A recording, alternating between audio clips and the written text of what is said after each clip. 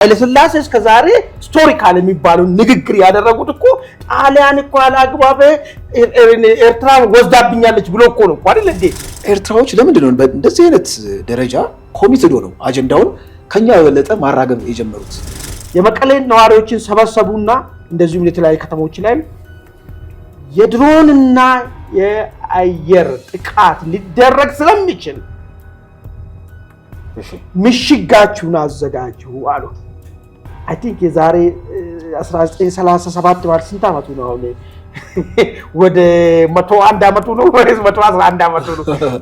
111 አመት በፊት ሂትለር ይሄን አዋጅ አውጇል። ቀዩ ሰራዊት እየገሰገሰ የራሺያ ቀይ ሰራዊት እየገሰገሰ መጥቶ እዛ አንዱ ጋር ሲከብ በርሊን ሲከባድ ያንዳንዳችሁ ምሽጋችሁን ቆፍሩ አለ።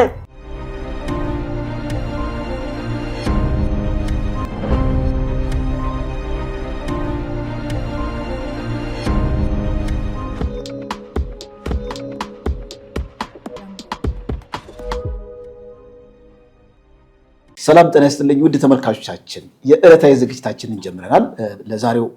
በዛሬው ፕሮግራማችን እንደተለመደው ትኩስና ሀገራዊ አጀንዳዎችን ወደ እናንተ እናደርሳለን። የመጀመሪያው አጀንዳችን የሚሆነው ኤርትራ በአሰብ ጉዳይ አዲስ ሀሳብ ይዛ ቀርባለች። ሀሳቡ ላይ በጣም ብዙ የሚያወዛግቡ ከግራ ከቀኝ የሚነሱ የመረጃ አውታሮች አሉ። እነዚያን የመረጃ አውታሮች የሚያነሱትን ነጥብ ተንተርሰን እኛም የራሳችን ምልከታ በዚህ ላይ እናኖራለን። ህወሓት አዲስ ክተት አዋጅ አውጇል። እንደውም አላማጣ አካባቢ ያሉትን የህወሓት ደጋፊዎች ከከተማው እንዲለቁና ቀጥታ ከኮማንዶ ፖስቱ ጋር ወደ ጦርነት ለመቅጠም ዝግጅት ላይ እንደሆነ አስታውቋል። ይህንንም በዚህ ጉዳይም ሰፋ ያለ መረጃ አለን። እስከ ፕሮግራማችን መቋጫ ድረስ አብራችን ቆዩ። ሌሎች መረጃዎችንም እጃችን ላይ ይዘናል። እንደተለመደው ቻናላችንን ላይክ እና ሰብስክራይብ እያደረጋችሁ አብራችሁ እንድትቆዩ ከወዲሁ እንጠይቃለን።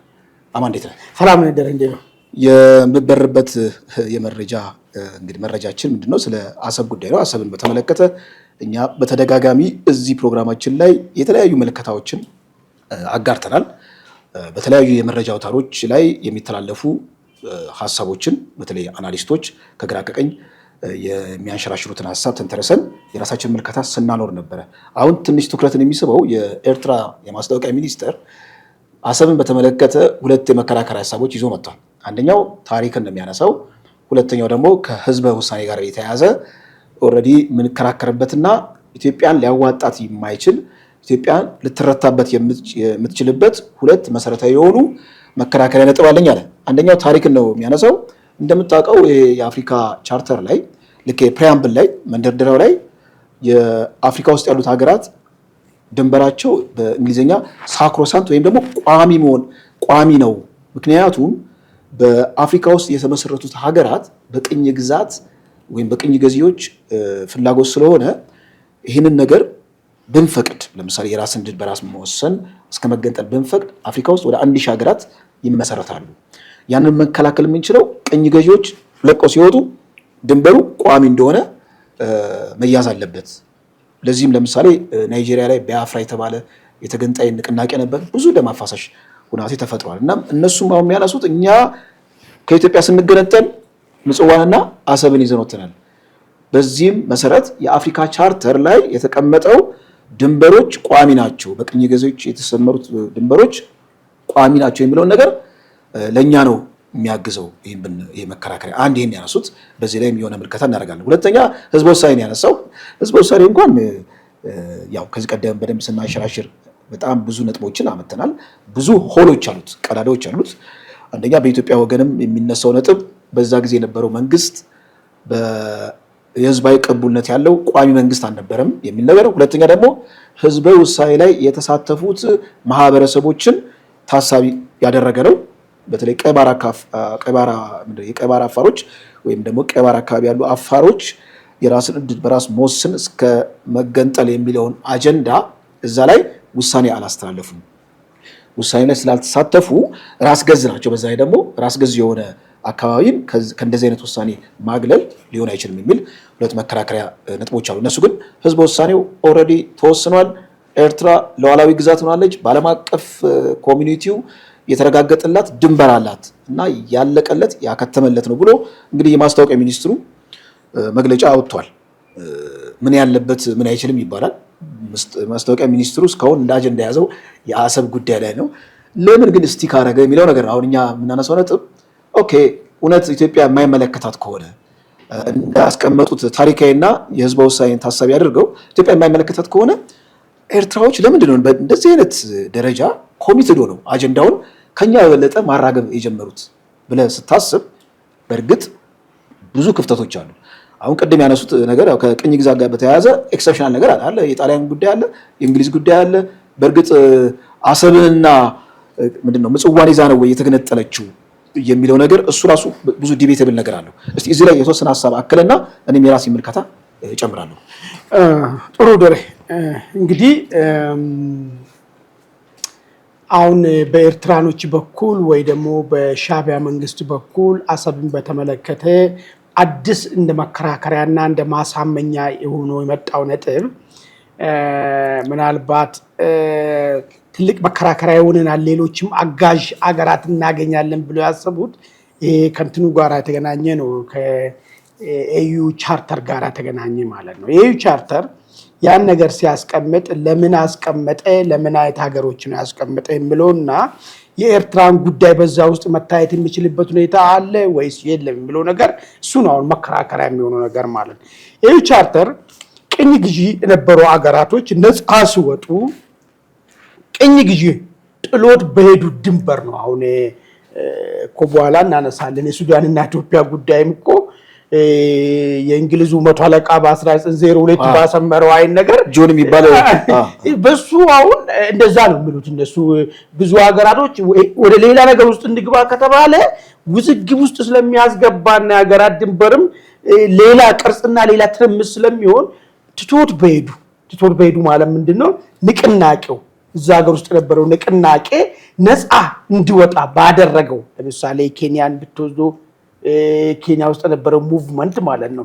እነሱ ባደረጉት ኬንያን ከእንግሊዝ ነፃ አወጡት።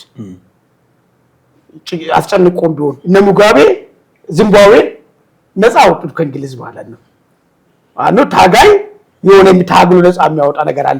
ስለዚህ ድንበሩ በዛ ነው የሚቀመጠው የሚል ነገር ነው ያስቀመጡት።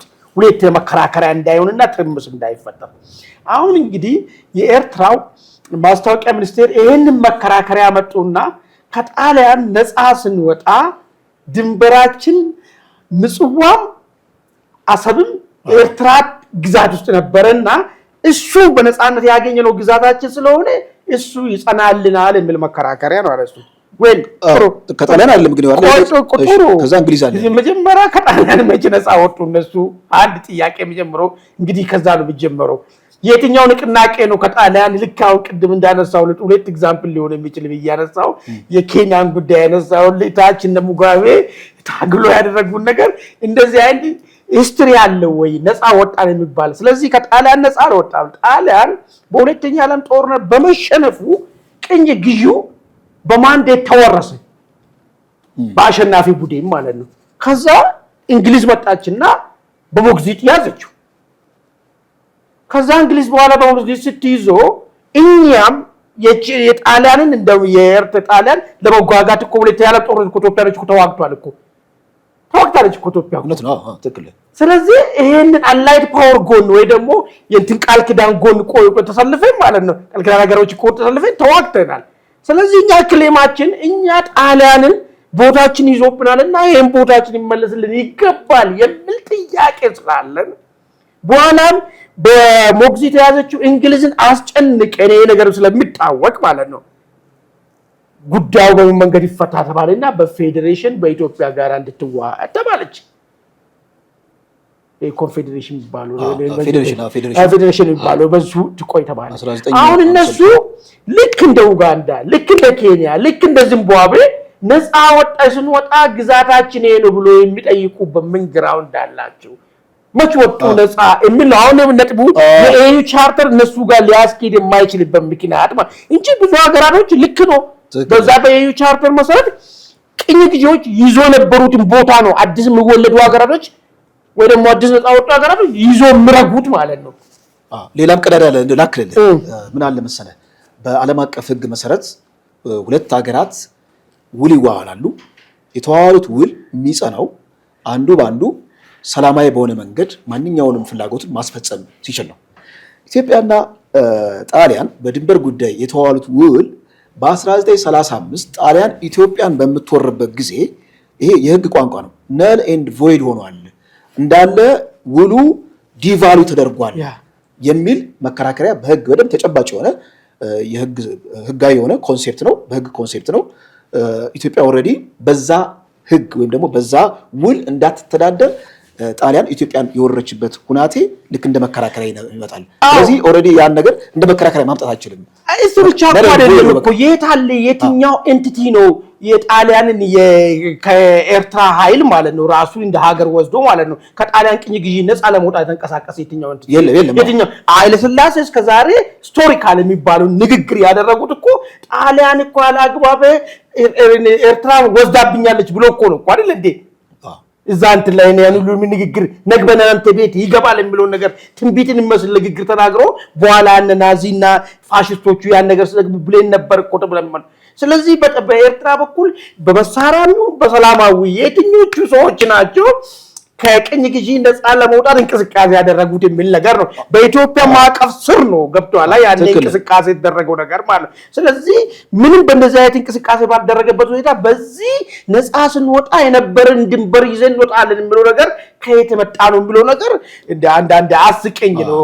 ምንም ይዋልቃደል ነገር ከህግ ቋንቋም ራሱ ውሉ ራሱ በቃ ኦልሬዲ ተወርሯል። አያስፈልግም። ውሉ አንደኛ ሊሰራ አይችልም። ምክንያቱም ጣሊያን ኢትዮጵያን ወራ ብዙ ስራዎች ሰርታለች። በኃይል የተወረረ ሀገርን ማለት ነው በዛ በቀድሞ ውል እንድትተዳደር የሚያስገድድ የዓለም አቀፍ ህግ የለም። በህግ አንጻር ስንሄድ ማለት ነው እና ብዙም የሚያስገድድ አለ። በህዝበ ውሳኔ ደግሞ እናውቀዋለን።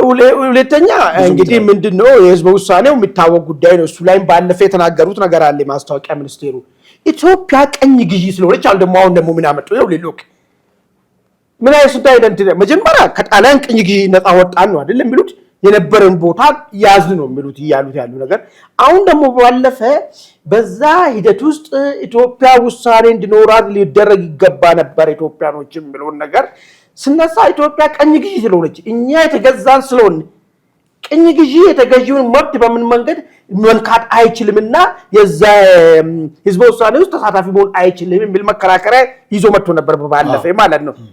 ለምን ነጥቡ ራሱ ነፃነት ነው ወይ ባርነት ነው የሚለው ነገር ራሱ ያስኬደዋል። ሁለተኛ የቀይ ባህር አፋሮች ጉዳይ እነሳን ራስ ገዝ ነበር እንዴት እዚህ ውስጥ ይገባል የሚለው በሶስተኛ ደረጃ በኢትዮጵያ በኩል የምነሳው በወቅቱ የነበረው መንግስት ይሄንን ፈጽምልኝ ያለው በየትኛው ዓለም አቀፍ ህግ ነው ዲፋክቶ እንደዚህ አይነት ትላልቅ ውሳኔዎች ውስጥ ሊወስድ የሚችለው ህጋዊ መንግስት አይደለም። ስለዚህ ህጋዊ ያልሆነ መንግስት ይሄንን መወሰን መብት የለውም ሲባል ምንም ማጠፊያ የሌላቸው ጉዳዮች ናቸው እነዚህ ነገር እንግዲህ ወደ ዝርዝሩ እየገባን ስንሄድ ማለት ነው። ደግሞ ቅኝ ገዢ የሚለውን ዲፋይን ያደረገው በሻቢያ መዝገበ ቃላት እኮ ነው እንጂ ኢትዮጵያ ቅኝ ገዢ ትላለች። የሻቢያ መዝገበ ቃላት ነው አይደል? ቅኝ ገዢ የሚለው እነሱ ነው የሚያውቁት፣ እነሱ ጋር ነው የሚሰራው ማለት ነው። ምክንያቱም ቅኝ ገዢ ሲሆን አንድ ሀገር ወይም ቅኝ ሲገዛ አንድ ህዝብ ማለት ነው አሉት ኦልሬዲ ማሳያዎች አሉ እና በሻቢያ መዝገበ ቃላት ስለሆነ እነሱ ጋር ነው ሊሰራ የሚችለው። ኤኒዌይስ ከዚህ በላይ አንድ መሰለኝ ወደሚቀጥለው አጀንዳ እንድና እንግዲህ የሚቀጥለው አጀንዳ የውሃት ጉዳይ ነው። እንግዲህ ውሃት አደገኛ ክስ አቅርቧል። የሚገርም ነገር ምንድነው መሰለኝ የሚያቀርበው ክስ ማለት ነው መንግስት መዝጋትና ከበባን ጀምሯል። ለክ በጣም አደገኛ ነገሮች ናቸው። ሁለተኛ እርስ በርስ ጦርነት ውስጥ ሊከተን ነው የሚለው ሰሞኑን ካድሬውን ሰብስቦ አንድነት ለብሔራዊ አደጋ አንድነት ምናምን የሚለው ርዕስ ሰጥቶት ብሔራዊ አንድነት አደጋ ተጋርጦብናል በሚል ነገር ማለት ነው። ይሄንን እርስ በርስ ጦርነት ውስጥ ሊከተን እየሰራ ነው የሚል ነገር አመጣና ለትግራይ ህዝብ ሁለት ነገር አቀረበለት። የመጀመሪያው ምንድነው የብሔራዊ አንድነት አደጋ ለብሔራዊ አንድነት አደጋ ተጋርጠናል። ሁለተኛ አርፋችሁ ማትቀመጡ ከሆነ እናጠፋቸዋለን እያለ መንግስት እየዛተብን ነው። ይሄን ካድሬና ህዝብን ሰብስቦ ነው እያሉት ያሉ ነገር ማለት። ስለዚህ ወደ ኤግዚስቴንሻል ትሬት ቀየሩትና ሊያጠፋ ሊያንበረክክ ነው ትግራዋያን ወይ እኛ ግን አይሆንም አንበረከክም ብለናል። አርፋችሁ ማትቀመጡ ከሆነ አጠፋቸዋለሁ ብሎናል። ያጀንዳ ግን ነዳጁን አልጨረሰም አይደለ? አሁን ምን አስቦ ነው የሚለውን ነገር እንመጣበታለን። ይኸውልህ ለዓለም አቀፍ ህዝብ ደግሞ ምንድነው የሚል መልእክት አመጡ መሰለኝ። መንግስት ተገዶ የፈረመውን የፕሪቶሪያል ስምምነትን ተግባራዊ ለማድረግ ፍላጎት የለውም፣ ፍቃደኛ አልሆነም የሚል ነገር አመጡ። እዚህ ጋር ሁለት ነገር ነው ያለው። መንግስት ተገዶ ነው ወይ በወቅቱ ይሄንን ፕሪቶሪያል ስምምነት ውስጥ የገባው ወይስ እነሱ ተገዶ ነው ወደዚህ ሂደት ውስጥ የገባ ነው የሚለውን ነገር ነው። አሁን ተገዶ የገባ የሚል ነገር ሲያመጡ ምንድነው እያሉ ያሉት? በእናንተ በቼም በጦር ሜዳ ላይ ባለው መንግስት አልተገደደም። ኦሬዲ መቀሌ እኮ ሊቆጣጠር እኮ የቀናት ጉዳይ ነው የቀረው። ነገር ግን በፈረንጆቹ በኩል በእናንተ ፕሬጀር እያሉት ነው ያሉ።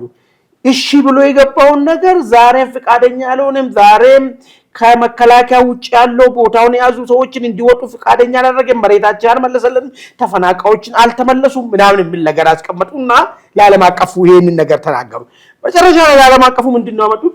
ሰላም በአንድ ወገን ብቻ ስለማይቻል እኛም እንችለውን ሞክረናል፣ ግን ብቻችን ማድረግ ስለማይቻል ሰላምን ማውረድ ስለማይቻል ከዚህ በኋላ ወደ ሌላ ምዕራፍ ብንሻገር አይድነቃችሁ የሚል መልእክት አስቀመጡት።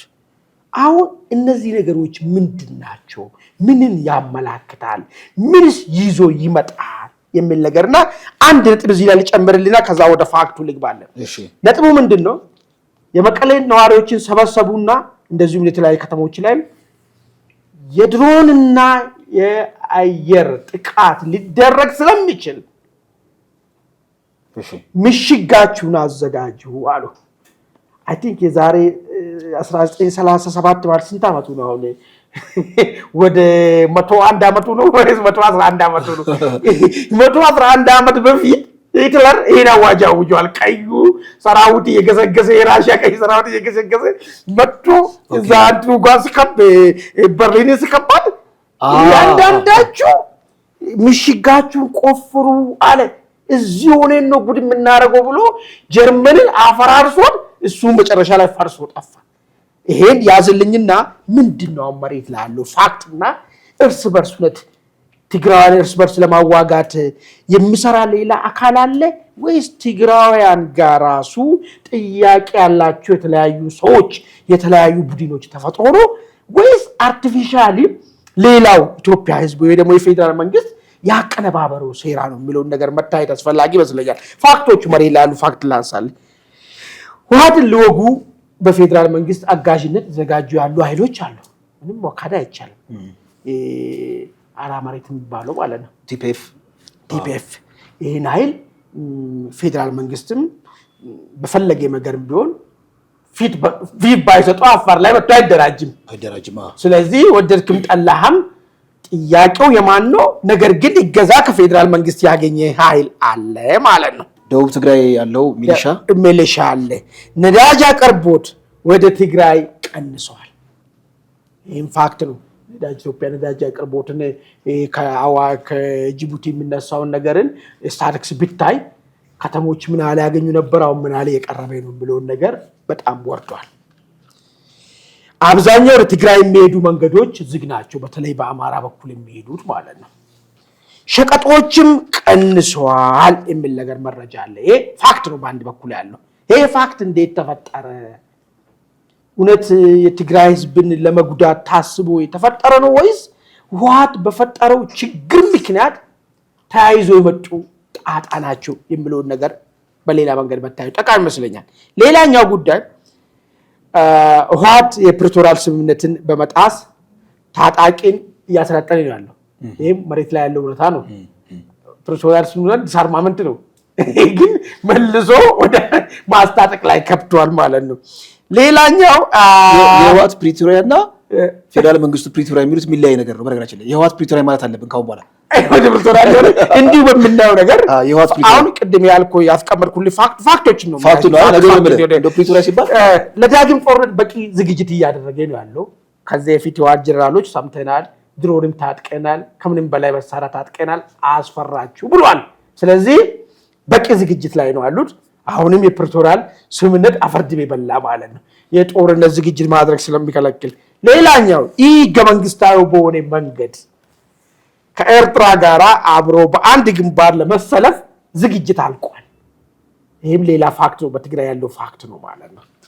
ወይ ይህን ሁለቱን ፋክቶችን እንያዝና የቀረበውን ክስ እንየውና አሁናዊ የህወሓት ሁኔታ ምን ይመስላል የሚል ነገር ነው። እንግዲህ ዋናው ጉዳይ ምናልባት ጊዜ ካልወሰድኩብኝ ፈጠን ብዬ ልሂድ እንትን በይኝና እኔ ግራውንድ ላይ ያለው በትክክል እየተገበረ ያለውን ማሳያ የሚሆን አንድ ሁለት ነጥቦች አሉ ከዚህ ጋር ማያይዝልን። ኦኬ በጣም ጥሩ። እሺ የአራ መሬትና የደቡብ ትግራይ አካባቢ ያሉት የህወሓት ኃይሎች ታጣቂ ኃይሎች በህወሓት በኩል ከህወሓት ጋር ወደ ጦርነት ለመግባት ሳምንታት የቀረ ወይ ደግሞ አንድ ሐሙስ የቀረ ነገር ሆኖ የታየ ነው ያለው። ህወሓት ግን ምንድን ነው እያለ ያለው? እርስ በርስ ጦርነት ውስጥ ሊከቱን ነው እያለ ያለው። አሁን ነጥቡ እዚች ጋር ነው ማለት በደንብ አድርገ ያዛት። ህወሓት ከራሱ ፍንካቺ የወጡት ኃይሎች የተደራጁና ጥያቄያቸውን ይዞ ህወሓትን ካላጠፋን አንኖርም፣ ከህወሓት ጋር አብረን መኖር የለብንም የሚል አቋም የያዙ ኃይሎችን ለምንድን ነው ፌዴራል መንግስት እርስ በርስ ጦርነት ውስጥ ከተን ልክ ፌዴራል መንግስት እንዳደራጀው አድርጎ ያቀረበው? ተረተኛል። አሁን ለምሳሌ ትርክትን ለማሳደግ ነው ቪክቲም ሙዴንም ለምን መሰለህ ይሄ ነው እዚህ ጋር በጣም ትልቁ ነጥቡ ያለ ምንድን ነው? የትግራይ ብሔርተኝነት ወገቡን ሰብሮታል። ይሄ እንቅስቃሴ የትግራይ ብሔርተኝነት ኦልሞስት እኮ አሁን በቃ ወገቡ ተሰብሯል። ለምንድን ነው ወገቡ ተሰብሯል? የምልህ ትርክቱ ነው ወገቡ የተሰበረው። ገብቶሃል? ትግራውያን አንድ ነን፣ አንድ የሆነ የጋራ ዓላማ አለን፣ አንድ የሆነ የጋራ ግብ አለን። እንደው በጣም አይሆንም እንጂ ቢሆኑ ራሱ ስትራቴጂ ቴክኒካል ዲዩት ነው ቢኖር እንጂ ከዚህ የዘለለ ነገር የለም። ለዚህ ጋራ ዓላማ ለዚህ ጋራ ግብ ደግሞ አንድ አሚጠን የወለድ ነው ድርጅት አለን ህወሓት የሚባል ነገር ነው ብሎት አሁን ሉክ ቲፒኤፍ የሚባሉ የትግራይ ኃይሉ ማለት ነው እንቅስቃሴ መጀመሩና ከቲዲኤፍ ጋራ መጋጨቱ መዋጋቱ ማለት ነው ይህንን የዚህን ትርክትን ወይ ደግሞ የትግራይ ብሔርተኝነት ማለት ነው ወገቡን ለአንዴና ለመጨረሻ ይሰብረዋል። ሌላኛው ነጥብ ምንድነው? የትግራይ ህዝብ ሁሉ እንደ ሲምቦል እንዲያዩ የተደረገው ህወሓት የሚባለው ነገር ማለት ነው ተቀባይነቱ የሚመናመንበት ሌላ አማራጭ ትግራይ ክልል ውስጥ የሚመጣበት አጋጣሚዎች። ስለዚህ ይሄ ነገር ከትግራውያን አይምሮ ውስጥ ፈለቀ ማለት ይህን 50 ዓመት ኔሽን ደረጃ ላይ አድርሰናል ያሉት ብሔርተኝነት እንድንፈርስባቸው ስለሚያውቁ ይሄ የተሰረፈው በፌዴራል መንግስት ነው ወደሚለው ነገር መጡ ማለት ነው። ይሄማ ትግራዋን እንደዚህ አያደርግም፣ ፌዴራል መንግስት ነው እያደረገ ያለው ጠላት ሌላ ጠላት ነው እንጂ ይሄ ትግራዋን የሆነው በዚህ ትግራይ ብሔርተኝነት ላይ አደጋ መጣም የሚል ነገር አመጡ። ኦኬ ይሄ ከሆነ ነጥቡ እነዚህ ሰዎች ቁሞ ጠብቃሉ የአራ መሬቱ እስኪተኩስ ወይስ ተኩሳሉ ነው? ካልተኮሱስ ምንድነው ሊሆን የሚችለው የሚለው ነገር ነው በጣም መሰረታዊ ነገር የሚሆን ነገር ማለት ያለው ቅድም አሁን ቀድሞ ከተወከሱ እነሱ እያሰቡ ያለው ለጦርነት ሁሉም ነገር ዝግጅታቸው የጨረሱበት ምክንያቱ የትግራይ ብሔርተኝነት መታረቅ ስለሚፈልጉት ተሸናፊ አይደለም ሁሉም ትግራዋን በዚህ ስር ውስጥ አለ የሚለው ነገር ለማሳየት ስለፈለጉ የአራ መሬቱን ጦርነት ከመጀመሩ በፊት ከፌዴራል መንግስት ጋር መጀመር ነው እነሱ ፈልጉ ጦርነቱ ከፌዴራል መንግስት ጋር ነው። ብሔርተኝነቱ ልክ እንደ ኦክሲጅንም ይሆናል። ጦርነቱ ከትግራይ ከፌዴራል መንግስት ጋር ነው እንጂ ከወራሪ ኃይሎች ጋር ከሉና አደጋ ካመጡብን ግን እርስ በርስ አይደለም። እርስ በርስ ነው ካሉ አለቀ ማለት ነው። የመጡበት መንገድ ስለሚጠፋ ማለት ኦክሲጅን መስጫ ነው። ለዚህ ነው አሁን እርስ በርስ ጦርነት ውስጥ ሊከተን ነው የሚለው ነገርና በቃ አሁን የሉና አደጋ እንትን ውስጥ ገብቷል። እነሱ ወይ ተዋግቶ ቀድሞ መዋገድ አለስ ግን አራ መሬት አንድ ጦርነት ከጀመረ ማለት ነው ትግራይ የሚባል ቲፒኤልኤፍ ብሔርተኝነት የሚባል ነገር ለአንዴና ለመጨረሻ መናኛ የሚሆንበት ሁኔታ ይፈጠራል ማለት ነው። እሺ ሰፋ ያለ ናግሩም ነጥብ አንስተሃል። አክቹአሊ በትንታኔ መልክ ነው ያው እንደ የብሔርተኝነት ዲስኮርስ እንደምታውቀው ያው በጣም አወዛጋቢ ስለሆነ ነገር ግን ይሄ አብሶ የትግራይ ብሔርተኝነት የሚለው ከዚህ ጥያቄ ውስጥ ሊገባ የሚችል እንደሆነ ብዙ ጊዜ በሀሳብ ሲንሸራሸር አይተናል። አድማጭ ተመልካቾቻችን ባነሳናቸው ትኩረትን የሚስቡ ነጥቦች ናቸው። በእነዚህ ሀሳቦች ላይ የእናንተንም ሀሳብ እንድታክሉ እንጠይቃችኋለን።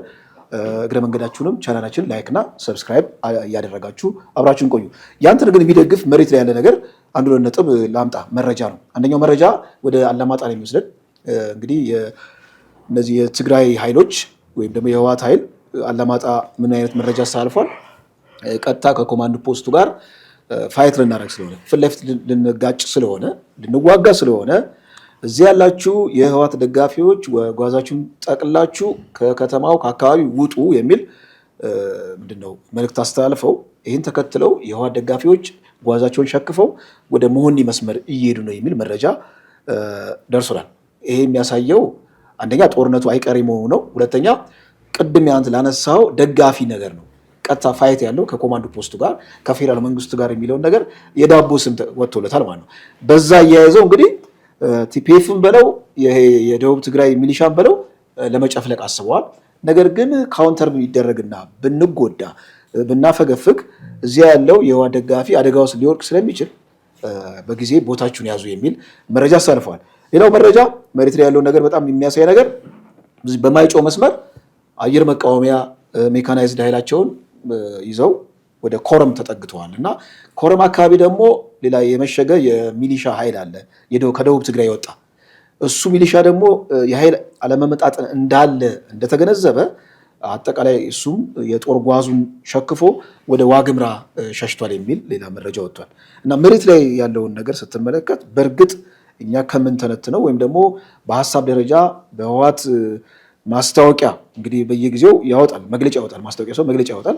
ከሱ መግለጫ ባለፈ እጅ እግር ያለው ስጋ የለበሰ እንቅስቃሴ በትግራይ ምድር እየተመለከተ እንደሆነ ማሳያ ሊሆን ይችላል የሚል ነገር ነው። አዎ እንግዲህ እሺ ካለ ወደሚቀጥለው መረጃ ከመሄዳችን በፊት አለ መሰለኝ አንድ ጥም ላንሳና እንግዲህ በጣም መሰረታዊ ነገሩ ምንድነው መሰለኝ ለህወሓትም ለትግራይ ኃይል የሚባለው ምንድነው ትግራይ ፒስ ፎርስ ትግራይ ፎርስ ቲፒኤፍ የሚባለው ትግራይ ሰላም ኃይሎች የሚባሉ አለ አይደል? ለሱም አሁን ምንድነው መሰለኝ አደገኛ ሁለቱም አደገኛ ቅርቃር ውስጥ ነው ያሉት ማለት ነው። ልክ ቲፒኤልኤፍ ወይ ቲዲኤፍ ቀድሞ ጦርነቱ ከጀመረ ቲፒኤፍ ፕሮፓጋንዳ ሰለባ ሊሆን ይችላል። ምን ብሎ ልካው እነሱ ያረጉት ያለው ነገር ከፌደራል መንግስቱ ጋር አሁን የምንዋጋው ማለት ነገ እነዛ ኃይሎች እንኳን ገፍቶ ቢመጡ የፌደራል መንግስት ተለጣፊዎች ከሃዲ ባንዳዎች ናቸው ብሎ ነገር ያመጣል ማለት ነው። ነገር ግን ቲፒኤፍ ቀድሞ ጦርነቱን ከጀመረ ማለት ነው ቲፒኤልኤፍ አደጋ ውስጥ ነው የሚገባው። ለምን ጥያቄው ትላንትና እንደሱ ቲፒኤልኤፍ በከነበረው ኃይል የመጣ ኃይል ነው። አሁን ፌደራል መንግስት የለም እዚህ ጋር ገብተዋል። እነሱ እቺን እንዳጥቶን ነው በጣም እየተሯሯጡ ኦኖፍ ያረጉት የትርክት በጣም ጥንቃቄ በቃ ጫወታው በትርክት ያታጀበ ካልሆነ ዋጋ የለውም። ለዛ ነው በጣም በጥንቃቄ ላይና ፍጥነትና ደጋግመው ያረጉት አሉ። አይ ቲንክ ቲፒኤፎቹም የራሳቸውን እንግዲህ መንገድ ያስቀምጣሉ ተብሎ ነው የሚጠበቀው። ግን መጨረሻ ላይ ውጤቱ ምን ይሆናል ምን ይዞ ይመጣል የሚለው ነገር ነው በጣም አሳሳቢ እንመለከተዋለን። ቀጣይ መረጃችን የሚወስደን ወደ ጎረቤት ሀገር ሱዳን ነው። ትንሽ ትኩረትን የሚስብ መረጃ ነው። መረጃው እንግዲህ አንድ የጎረቤት ሀገር ሌላ ጎረቤት ሀገር ተደርቦ ፊት ለፊት ወጥቶ ማስጠንቀቂያ ሲሰጥ በተለይ ሱዳን እንግዲህ እንደምታውቀው ተለብሰው የላት ትከናነ በአማራት የሚባለው በራሷ ሀገሪቷ በሁለት እግሯ ያልቆመች በእርስ በርስ ጦርነት እየዋጀች ያለች ሀገር ለኢትዮጵያ ለፌደራል መንግስቱ ማስጠንቀቂያ ሰጥተዋል። አንድ ጀነራል ሺባ ዲራር ይባላሉ። ከዚህ ቀደም የሻቢያ መንግስት ወደ 50 ሺህ የሚጠጉ ምልምል ሰራዊቶችን ከሱዳን ተቀብሎ አዲስ የሆነ እስላማዊ የሆነ ቡድን እያቋቋመ እንደነበረ መረጃ ደርሶ ነበር አይደል? ከአንድ ከወር በፊት እኛም አቅርበነዋል እዚህ እና ያ ኃይል ቀጥታ ወደ ሱዳን ውስጥ ገብቶ ሶስተኛ ኃይል ነው የሚሆነው። ከአልቡራንም ከዛኛው ከደጋሎም ቀጥሎ ሌላ ኃይል ነው። ይሄኛው ኃይል በሻቢያ ሳምባ የሚተነፍስ ኃይል ነው እና በደንብ ማረጋገጫ የሚሆነው ደግሞ እኚህ ጀነራል በስሜት ተውጠው ነው። ይገርማል። በስሜት ተውጠው የኢትዮጵያ መንግስት ሻቢያ ለመውረድ ከሻቢያ ጋር ጦርነት ለመግጠም የምታደርገውን ጥረት ማቆም አለበት፣ እንደውም እኛ ከሻቢያ ጎን ሆነን ነው የምንወጋ የሚል ነገር አመጣዋል። ስለዚህ ቅጥረኛ ወይም የመርሰነሪ የሚባለውን ወታደር የሚባለውን በደንብ ክራይቴሪያ ያሟላ ነው። ሻቢያ ኢፌክቲቭሊ በራሱ ሳምባ የሚተነፍስ ፓፔት የሆነ ኃይል እንግዲህ ሱዳን ውስጥ ተክሏል ማለት ነው። ይህ የሻቢያን ዲኤንኤ የሚያሳይ ነው። በነገራችን ላይ ኢትዮጵያ ውስጥም እንደዚህ ማድረግ ነው የሚፈልገው። ኢትዮጵያ ውስጥም ከሻቢያ በላይ ሻቢያ መሆን የሚፈልጉ ኃይሎችን መፍጠር ነው።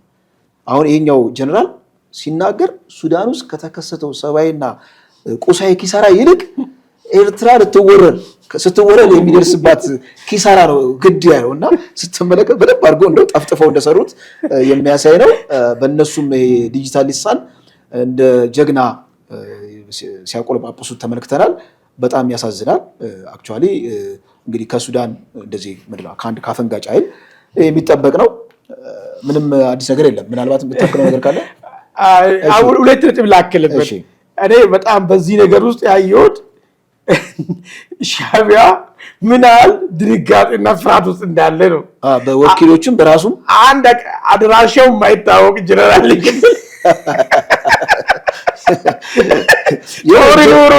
ጀለብያ ለብሶ ከወታደሮች መሀል ይወጣቸው ጀለብያ ለብሶ ለሱዳን ነፃነት ይታገላሉ። ኤርትራ ትነካና እኔ ማጠፋቸዋለሁ እስከ ነገር ፈልጌ እንደዚህ አይታ አንድ ወረደ ሰውዬ ናም እስከምስታናገር እኔ ከዛ ጀርባ ሻዕቢያ ምን አይነት ስጋት ውስጥ እንዳለ ምን አይነት ጭንቀት ውስጥ እንዳለ በጣም ችግር እንደተፈጠረ ነው የሚገባኝ። እኔ በግራ የማስታወቂያ ሚኒስትር መግለጫ ያወጣል ሰኞ ማክሰኞ ደግሞ ወይ የሱዳን ወይ ሶማሌ ውስጥ ያለ የሆነ አንጃ ኃይል ወጥቶ ኢትዮጵያን ወጋለሁ ይላልና፣ ሁለተኛ ይሄ ሰውዬ የተባለው ጀነራል የት ነው ያለው? እንግዲህ ሁለት ሲግኒፊካንት ጀነራሎች እናውቃቸዋለን ሀገሪቷን እየመሩ አሉት ማለት ነው። አልቡርሃን አለ፣ ዳጋሎን አለ። እንደው ከሱ እኩል ለማድረግ ጀነራል የሚል ስም የሰጡት ይመስለኛል። እንቅስቃሴው የቱ ጋር ነው ብትል የለም ይሄ ሰውዬ ማለት ነው። የሚገርም ነገር አንድ እስላማዊ ቡድን ቅድም ያልኩ የ50 ሺህ ምን የተባለ እሱን ገንጥሎ የአልቡርሃን ቀኝ እጅ ነበርና እሱን ጀነራል ገንጥሎ ሻዕቢያ በራሱ አምሳል ጠፍጥፎ ሱዳን ውስጥ ተክሏል።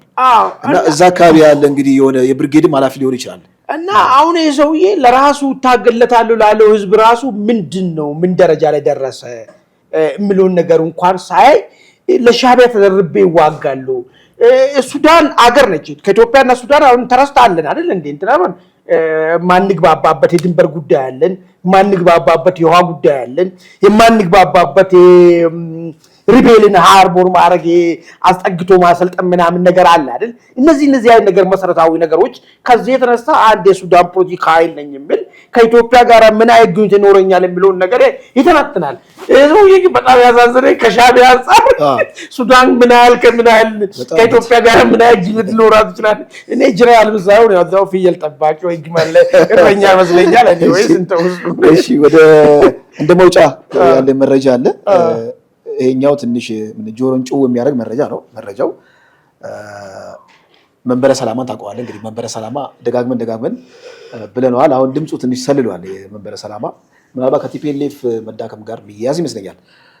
አንድ ጽህፈት ቤቱን እዚህ አክሱም አካባቢ ለማስመረቅ የመሰረት ድንጋይ ሲያኖሩ ነበረ መንበረ ሰላማ እና እዛ መንበረ ሰላማ ላይ ስራ አስኪያጅ ሆነው የተሾሙት ቄስ ነው ትኩረቱን የሚስበው። አቡነ አረጋዊ ይባላሉ። እኚህ ቄስ እንግሊዝ ሀገር ውስጥ ሴት በመድፈር ወንጀል የሚፈለጉና ሸሽተው ኢትዮጵያ ውስጥ መጥተው ከዛ በኋላ የመንበረ ሰላማን ሹመት የተቀበሉ ስራ አስኪያጅ ናቸው መንበረ ሰላማ። እና እዛው መግለጫቸው ላይ ሲናገሩ የህወሓት ቄስ ናቸው እንጂ እውነተኛ ቄስ እንዳልሆኑ ያስታውቃሉ። ይላሉ ፓርቲያችንና መንግስታችንን ተከትለን ማንኛውንም መስዋዕትነት ለመክፈል ወይም ማንኛውንም ስራ ለመስራት ዝግጁ ነን ብለዋል። እንደው ካባ የለበሰ ደብረ ጽዮን ነው ያየሁት እዛ ላይ ንግግር ያደረገው፣ ወይም ካባ የለበሰ ጀነራል ታደሰ ወረደ ነው። ምንም የኢንቴግሪቲ ጉዳይ የሀሳብ ጉዳይ ወይም ቄስነት ከቄስ ጋር የሚገናኝ ስብና የመንፈሳዊ ስብና አልታየባቸውም። ግን በጣም ጆሮ ጭው የሚያደርገው ነገር እንደዚህ አይነት ወንጀለኛን የመንበረ ሰላማ አክቹዋሊ መንበረ ሰላማ በራሱ ትልቅ ወንጀል ማለት ትልቅ ወንጀል ነው። በመንፈሳዊንም ከዚህ በፊትም ተደጋግሞ ስለተወራ ተገንጥሎ በራሱ ጊዜ በህወሓት አምሳል ተጠፍጥፎ የተሰራ ዘሶኮልድ መንፈሳዊ የሆነ ድርጅት ተብሎ የተቀመጠ ነገር ነው። እዚህ ላይ እንግዲህ ምንም ያለቀ ነገር ነው። አድማጭ ተመልካቾቻችን የዛሬውን ፕሮግራማችን በዚህ ቋጭተናል። ቻናላችን ላይክ እና ሰብስክራይብ እንድታደርጉ አሁንም እንጠይቃችኋለን። በሚቀጥለው ዝግጅት እስክንገናኝ ድረስ ቸር ቆዩ።